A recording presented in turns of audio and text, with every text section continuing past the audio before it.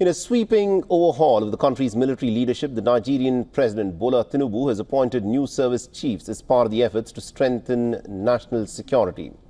The Nigerian government has replaced the Chief of Defence Staff as well as those of the Army, Navy and Air Force, and the President appointed General Olufemi Oloyedu to replace the General Christoper Musa as the new Chief of the Defence Staff in what can be called a major shake-up in the hierarchy of the armed forces. The Chief of the Intelligence, Major General EAP Udinde has, however, been retained, and all appointments are to take effect immediately. The reshuffle comes amidst persistent security challenges across Nigeria and less than a week after the Nigerian media reported a foiled coup plot. Although the government and the military has denied the reports, other challenges also include the Islamist insurgencies in the northeast and armed banditry in the northwest and separatist unrest in the southeast.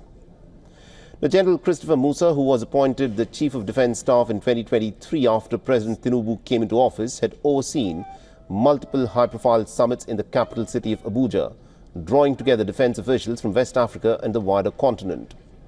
The General Olufemi Oloyedu, hailing from Tinubu's home region of southwest Nigeria, has now been appointed the Chief of Defence Staff to replace Musa. Oloyedu has been serving as the Chief of the Army Staff since last year.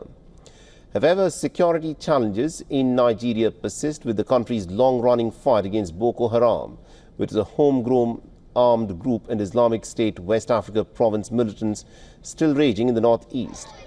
The researchers have warned of an uptick in the jihadist attacks this year, and days ago at least about 50 Boko Haram terrorists were killed by the Nigerian military after they targeted several military bases in Borno State as well as the neighbouring Yobe State.